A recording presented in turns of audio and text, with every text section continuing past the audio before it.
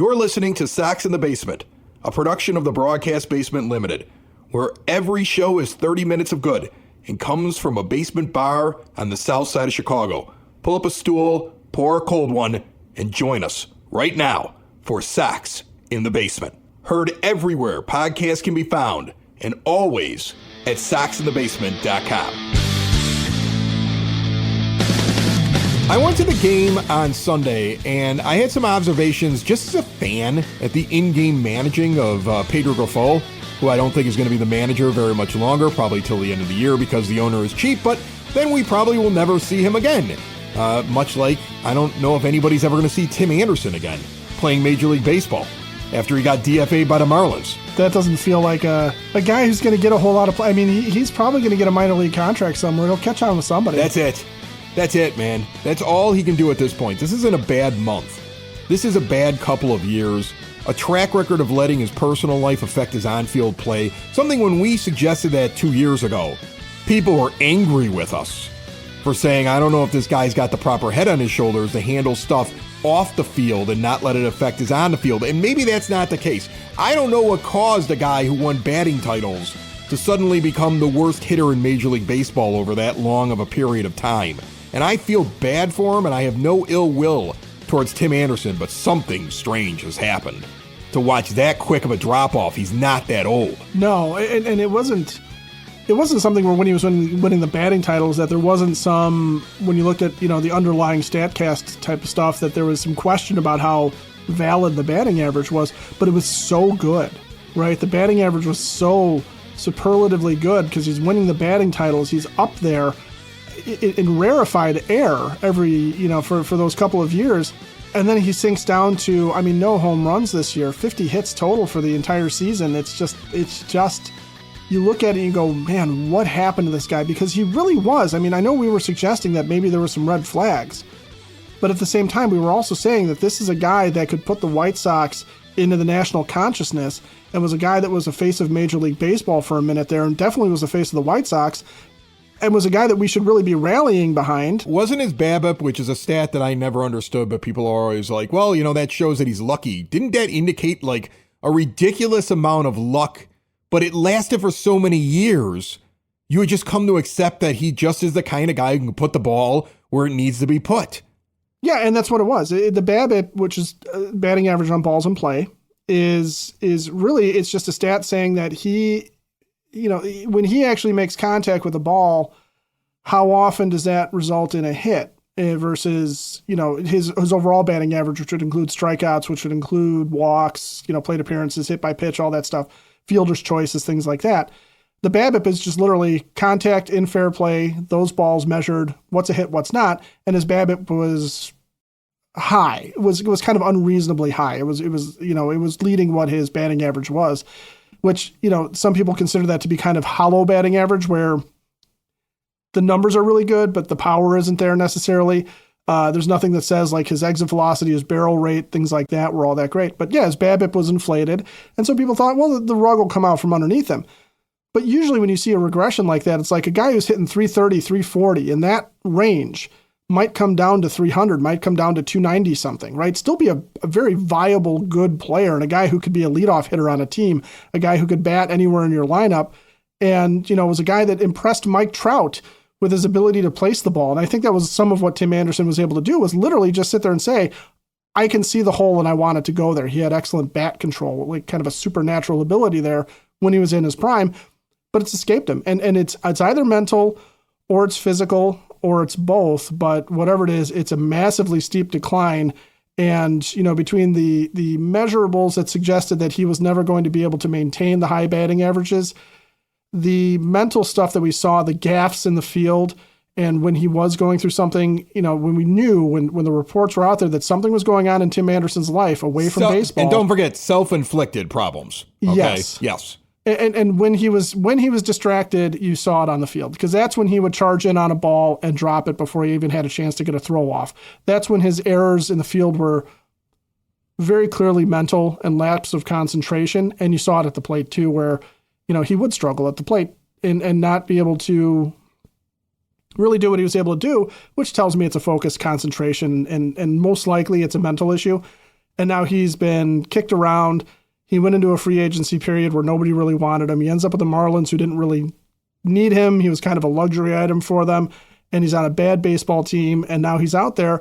And the best thing that maybe could happen for him is if the Dodgers, for example, feel like they need middle infield help, no, they bring him in nobody's there. taking him. No major league team is taking him. There's too many other options out there. The Dodgers could trade a middle-of-the-road prospect for Paul DeJong right now and get more production for their middle infield. There's no reason to go out and get a Tim Anderson. So I honestly, I just don't see anybody wanting him now this year, and good luck to him. But I don't know. I don't know if you're ever going to see him play in the majors again. If he gets back into the majors, he's going to have to earn his way back in on a minor league deal.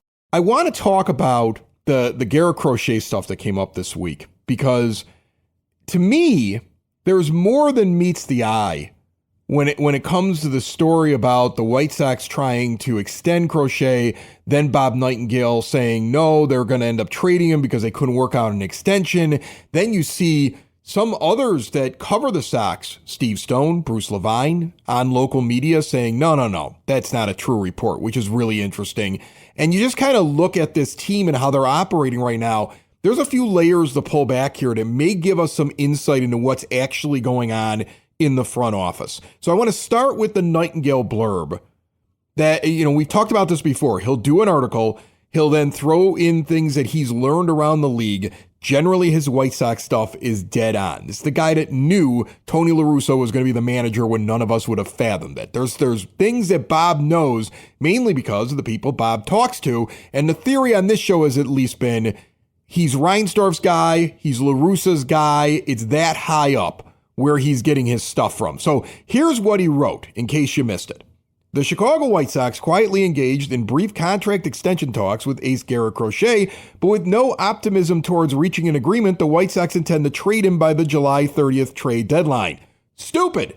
The White Sox have 15 teams calling to express interest in Crochet, who's making just $800,000 and is under team control through 2026. The X factor for suitors will be determining just how much Crochet can help them in the pennant stretch and October.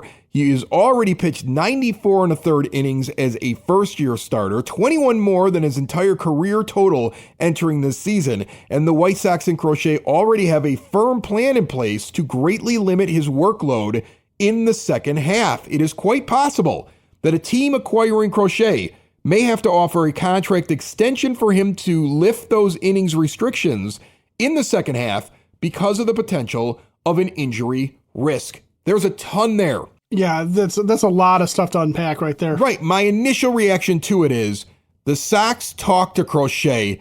They probably sent a lowball offer. He said no. They're like, well, maybe we'll have to trade him. Now, here's the thing that really sticks out to me, and this is why I don't think it's realistic to trade Garrett Crochet. One, you've got multiple years. You don't need to trade him. Two, you've already got an innings limit on him. Are you really going to get max value for him when you're trying to sell him to a team and tell that team, if you get this pitcher, he's going to get you across the finish line to win a pennant, win a World Series? Because he's not going to be available to go out there and do that for you. He's going to have to either be shut down, he's going to hurt himself, or he's going to have to be on an innings limit. So is he really as valuable today as he would be a year from now if this continues and the Sox look to trade him before next trade deadline or in the offseason? Is this really his most valuable?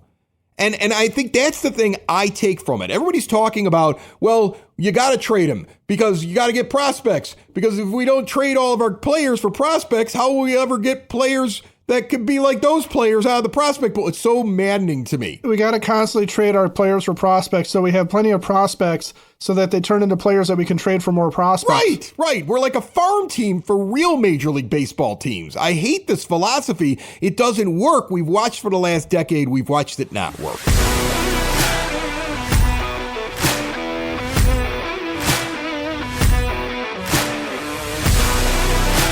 Sox in the Basement listeners, switch to a new age of life. Keep mom and dad, grandma and grandpa out of assisted living. Maybe you're getting older. You're trying to figure out how to get around the house. You're afraid that you might hurt yourself. You're living alone. It's all about getting around on your own. Living independently. Stair lifts, ramps, grab bars, lift chairs, even bathroom remodeling, all at Hyatt Home Medical Equipment. They work with your insurance and have 0% financing for qualified individuals. And Hyatt also has the latest and greatest in CPAP machines. If you're unhappy with your vendor, switch now. Get supplies directly mailed to you. And if you're down on the south side, stop by the showroom. They have testing rooms and they'll show you all your options you probably don't even know about. They also have the latest in continuous glucose monitors and any medical equipment you can probably think of. See everything Hyatt Home Medical Equipment has to offer at hhme.com. I feel like this is Yankee propaganda trying to swing an election here. Maybe that's what it is. Maybe it's somebody trying to put pressure on that they have to trade this guy, right? I mean, doesn't it always feel like the national pundits, like the national people who are covering like a John Heyman are constantly like, well, yeah, he's got to go to the Dodgers. He's got to go to the Yankees. They got to trade Luis Robert Jr. They got to trade him. Because they want these stars on other teams that they not only root for, but that they cover that bring in ratings. And I feel like the Sox kind of get pushed by the national media and by other teams to, well, of course you got to trade this guy. It's like me picking on the idiot in our fantasy baseball league, right? It's like going to the same team all the time and just trying to convince him like, oh, you really don't want that guy. Yeah, sure, he's supposed to be really good, but you really want to wait 2 years? Wait. You trade with me a lot. I do, but I trade with a lot of people, so nobody knows which one I think is the idiot. But there are people that you could do these things to. And I'm telling you right now, it's like they're trying to do that to the White Sox. I don't see how you get max value for a guy who isn't really going to be available for the full slate of games down the stretch. I don't know how you're getting the most prospects, even if that's your plan, if you trade him right now when he's getting to a point where you're going to have to either shut him down or slow him down. I don't know why a team would give their best package. I mean, there's a report out already that the Dodgers made an offer. I see it on Dodger Blue, one of their blogs, but it's been on a few different things. Dodger Nation's reporting it, that the Dodgers offered a package to the White Sox and it was quickly shut down. They didn't even discuss it. They were like, not a chance. That's how far apart they are, because the Dodgers are looking at like, okay, well, how much will we be able to use him? And the White Sox are looking at it as, this guy could win a Cy Young, but he doesn't have his max value because he's not going to be able to pitch deep into the postseason. He's not going to go every 5 days in the second half. They already know that. Their manager admitted that 3 weeks ago to the press. It's a known fact. So I don't understand. Like, I know there's this big push, like trade Crochet, get the most value out of him. Is it really the most? You're telling me a guy who can't be part fully of a pennant push is more valuable than next year when he would still have a year and a half of control at the trade deadline, and you know he can go deeper and he's more proven. I think Garrett Crochet midway through 2025 is more valuable than Garrett Crochet right now. And by midway through 2025, you may have a better handle as a team as to whether or not you want to keep him for that next year and a half. Rush to move him doesn't make any sense to me, because I don't think you're getting max value, and I don't think it's a smart move to always be looking to move a guy, because what, in 3 years you're going to lose him? Under that theory, you have to trade everybody on your team. At all times. But the only thing I can figure, if Nightingale is hearing from his sources that they really want to move Crochet, is that they believe this is max value because there's something about Garrett Crochet's physical makeup, something about what he does on the mound that they don't trust. Okay, that they think that this is as good as Garrett Crochet is going to get. They see something, Brian Bannister sees something that they don't like about Crochet. They believe in the velocity, they believe in the arm, they believe in whatever, but they think that this is as good as he's going to ever get. Now, I don't know. Do you believe that? I don't know that that's the case. People said that about Chris Sale too. People said Chris Sale's, his build and his motion and the effort that he put into his pitches was going to lead him to an injury. And eventually he did have one, but not before he won a World Series with the Red Sox after they acquired him. So, I don't think that trading him because you're going to lose him after the 2026 season makes any sense. I don't think trading him at a trade deadline where, you're right, a team acquiring him is going to have an innings limit to put on him, or, that he's going to want to have an innings limit put on because he doesn't want to risk injury, makes a lot of sense. There's really nothing about it that makes sense unless there's something that they know. Garrett Crochet is a ticking time bomb in their eyes, and they feel like, he could go into next season and completely blow his arm out, or there's something that's going to go wrong there. But I don't know how you can sit there with a straight face and say that we're going to trade this guy because we believe his peak value is right now because we really think he sucks. There's really no way to communicate that. And I just, as a fan watching him, I don't believe it. I think this guy's got potential to, I don't know if he's ever going to win a Cy Young, but he's got potential to be a really, really, really very good starting pitcher, maybe an all-star caliber starting pitcher, and a guy that you can count on in your rotation. And if you need to trade somebody because their contract is going to expire, or because you think that they have max value, or because somebody makes you an offer that frankly you think really helps your team, that's a reason. If the Dodgers had called and offered Chris Getz something that would have just completely remade this team for one player, can't miss guys, that are going to just absolutely put this team in a position to compete, you would make the deal in a heartbeat. You would make the deal, but I don't think that they're actually going to do that. I think that's what's obvious, is that you're not going to get that offer because of the limit, because who's going to do that when they know that the guy isn't even going to help them win at the same level that maybe another pitcher they could go out and give that offer to that's going to be available could help them because of his inning limit. You suspect, I would say you would suspect that a team looking for a guy that's going to step in and help them win a pennant right now would be offering Chris Getz a lot more for Eric Fetty than they would for Garrett Crochet then. Here's the thing that I believe is happening. I believe there's internal discord in the front office about the Garrett Crochet thing. I think, knowing that Bob Nightingale generally comes from Reinsdorf and La Russa, I think that the White Sox offered an extension based upon what the cheap old miser wanted to give. Garrett Crochet said no. Getz informed them that he said no. And La Russa tells Bob, I don't think we're going to be able to sign the kid. We're going to be getting rid of him. That's what I think happened. That's my put on the tinfoil hat, but am I really putting on a tinfoil hat knowing what we know happens inside that place? And he tells Bob he wouldn't take the offer, so we're going to have to trade him. And that's why Steve Stone's on the radio saying, I believe he'll be in a White Sox uniform for years to come after that report comes out. That's why Bruce Levine is trying to dispute the report as well, because there's somebody else in the front office that's like, whoa. I don't want to get rid of this guy.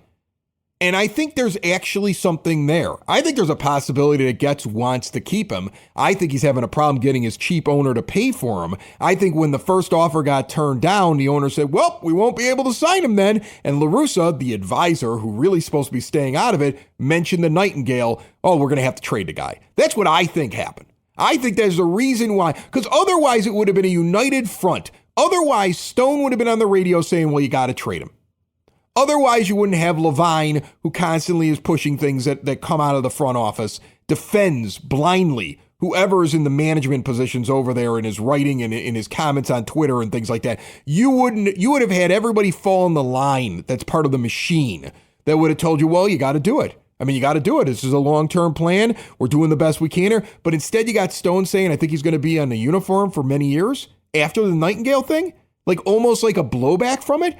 I think there's two different opinions in that building right now. And I believe that because of what Bob wrote, that it's more likely that Getz wants to keep him. And that Reinsdorf offered, lowballed, and was like, well, if you didn't take it, I guess that's it.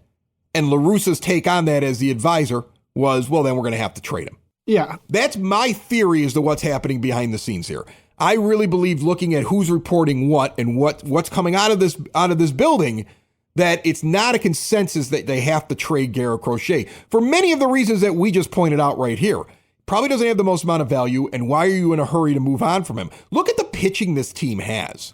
Look at what they have going for them right now. Again, I go back to what I keep saying. You just need a couple of bats. Just need to find a couple of bats. Just need to go out in the free agency with that Moncada and Eloy Jimenez money, and you got to go spend that money on a couple of bats. They don't need to be Juan Soto. They could be Anthony Santander, but a couple of bats that you need to kind of add in there. You got to bring in a manager that knows how to run a team. You need to make some changes, and I'm not saying you win a World Series that way, but you become much more competitive. And why wouldn't you be able to trade Crochet next year at probably a higher value? Because I don't think the guy's going to get worse. And I think Chris Getz bets on himself and bets on his players. That's why he hung in there with Cease so long. Everybody in the world said he's got to take this deal. He's going to get stuck with him. He's got to get rid of him right away. And he held out and he held out and he held out and he got Drew Thorpe. Yeah. And Iriarte. And this young kid is playing the outfield. And all of them look really good right now. All of them look like an upside. He got the best package that he could find that was available to him. He didn't get pressured by the national media. He didn't get pushed around. He hung in there. I'm going to give him credit for that. Again, I don't know if he's the right guy in the job, but he at least doesn't get pushed. Okay, Rick Hahn would have just sat there and said, just give me your best two, give me 2 of your top 5 guys on MLB Pipeline and let me know their names before you send them over so I don't have to introduce myself. Yeah, Rick Hahn would have taken what the Orioles eventually gave for Corbin Burns, which was a name pitcher in DL Hall and a decently high prospect in Joey Ortiz, who has actually turned out to be really good for the Brewers, by the way. Ortiz has. Hall hasn't pitched at all this year. He's been hurt. And actually, I saw this on social media. Somebody was revisiting how badly we lost a Chris Sale trade when you stop and consider that Moncada hasn't fully done anything and Kopech is not been the ace that we thought he was going to be, and Sale's gone on to be very successful. I don't know, again, and I'd throw Luis Robert Jr. into this because there's a lot of push like, well, they got to trade Robert. And I don't know that you do right now because he's still, I mean, it's a bad year for him. You're not getting max value for him the way he's playing right now. You're not getting max value for the guy. You're the people who I think are pushing this in some ways are also White Sox fans and people around the team who still have an inflated view of what some of these guys are. I mean, and prospect lovers. Prospect lovers want to make trades. Too. Prospect lovers want to make trades because they want more prospects. And they're dominating the conversation right now because there's nothing to talk about when it comes to the team. So if you're sitting around and you're doing a radio show or you're doing a podcast or you're doing whatever, you're like, okay, I got to find content. Do I want to talk again about how bad this team is? How long can I do that for? So we start talking about the draft and we start talking about prospects. And it's feeding this idea that you got to move these two guys. And I don't know what the rush is. If you're going to move them, you get max value and you get what you actually want for them. And I don't think they're at max value, either one of them right now. And there should be no rush to move them because you in 12 months may be a very different team. Very different team. Right now, you're a team. That's the hope. Right now, you're a team in which your two guys that are in the futures game, one of them is hitting 214, Colson Montgomery, and looks like AAA is a little too hard for him. So that's slowed down, I believe. I think the arrival of him has slowed down, which is something we've talked about, that could actually be something that impacts their long-term view on the team if he's not going to be here very quickly. But on the other hand, Noah Schultz looks good. And all these other pitchers in Double-A and now Kai Bush is moving up to Triple-A, they all look good. You got a lot of pitching on this team. A lot of it. And pitching wins championships. You're going to have to find hitting, sure. But I don't think it's going to be as hard as everybody says that it's going to be to find some professional hitters. Maybe I'm a crazy person. To me, I'm not trading away a guy who's at the top of a rotation when you have all this other pitching upcoming behind him, and you could put together one hell of a staff for the next many years. And even if you lost him, if you never traded Garrett Crochet and he played out his string and he sat up there on the 1 and the 2 spot, and after his 2.5 more years left and you got nothing for him, well, what about all the wins he got you? What about the fact that your team was better? What about the fact that you had an opportunity to maybe make the postseason before that time was up in the next 2.5 years? Why is that not even a possibility? Again, I go back to it. You see Crochet go, you see Robert Jr. go, one of them goes, just one of them. And this team is signaling to you that you are in a perpetual rebuild and you should not expect anything to happen until the back half of this decade. No, well, and even then, you're not going to expect anything to happen because what it means is you're going to be a team that perpetually will field a couple of star players, somebody whose jersey you're going to buy, somebody who's going to be maybe appointment television or appointment viewing at the ballpark, and Garrett Crochet would be that. If you want to watch somebody start on this team, that's kind of the guy you want to watch start. But you're going to be a team that has 1 or 2 guys that you root for, that you really, really root for, and everything else is just going to be garbage or prospects or low-end guys. You know, and you mentioned, for example, Colson Montgomery struggling at AAA. There's a theory going around now that AAA pitching has gotten so bad because it's not veterans, it's just failed prospects. It's just guys who throw hard, but with no control and no real stuff, no real pitchability, that sending guys down to get seasoned and get right, like the Tigers did with Spencer Torkelson, is actually a fool's errand, because they're not going to learn anything. They're not going to be able to face anything that would matter, that you have to find something specific. So with Colson Montgomery struggling at AAA, that could be a bigger red flag than we even think, because he should be killing the ball there. He should be raking down there based upon the way. I mean, look at how the White Sox just skipped AAA with Thorpe. I was surprised that Bush moved to AAA. Like, if you want to protect your pitchers, you just keep them out of there, especially especially in Charlotte. Like, I mean, like, he should be raking down there. Now, I'm sure that somebody would sit there and tell me, oh, well, there's this factor and that factor. But I'm looking at a guy who's got 317 plate appearances over 71 games, is hitting .214 with an on-base percentage of .329 and a slugging percentage of .378. Okay, and he's supposed to be a huge red flag there. He's supposed to be my future. He's supposed to be Corey Seager coming here. He was supposed to be here halfway through the year. There was so much hype, it was incredible. Now I'd be shocked if he showed up here. He'd have to have a really crazy month, and then we're going to be questioning, are you rushing him? Because you've done that before as an organization. So, like, look, I see that, and I go, okay, I'm excited about Edgar Carroll, what he's doing, but I'm looking at what Colson Montgomery's doing. I'm like, oh, I don't know yet. I mean, I'm still hopeful. Having a bad first half in one of your minor league stops does not mean that you are suddenly no good anymore. But I think the hype train is kind of slowed down. He's got to turn it around and dominate at some point, and that's where you go to in AAA. If Colson Montgomery comes out in the second half of the season and the OPS for the second half is up over 1,000, and he is absolutely killing the ball, and he's hitting with power, and he's barreling, and he's just teeing off on the subpar pitching that AAA gives you, now, when there's that dominance factor, now you can sit there and go, okay, maybe you're ready to come up and try with the big boys and see what you can do. And I would fully expect him to struggle when he first makes it to the majors. I'm not even worried about that. Well, I think he's given pause to them right now. I think, like, I've been sitting around saying, like, you could turn this around quickly. And I think when they look at what he's doing right now, they're like, I don't know, can we? Like, that might be giving them pause right now. Again, I still don't think it's a good reason to move Crochet and Robert, because like one of your guys down there in AAA that you expected to get up here quick isn't coming together. You've got an awful lot of other positives. Again, back with the pitching, you got great positives. But you have to wonder what's going on in that front office. It is not a unified message about Crochet if you're reading between the lines as to what's going on here. And so I'm curious about what's going to happen. I don't think it's a done deal that he's leaving. Again, I don't think it's a very smart thing to have him leave. I do think this team becomes better when you make some changes, like, add a little bit of hitting with the extra money that's going to come along, change the manager. Did you see the manager on Sunday? Did you watch him? I got to watch him in person. I went to the game. I stopped by Cork and Carry at the park, the place, pregame, postgame, in-game, 33rd and Princeton in the shadow of the ballpark, the proud sponsors of Sox in the Basement. You heard their ad at the beginning of the show, award-winning burgers, ballpark favorites, a great price, great service, everything you could want in a bar. And indoor-outdoor seating before the game, after the game. Make your way over to the Cork. See more at corkandcarry.com.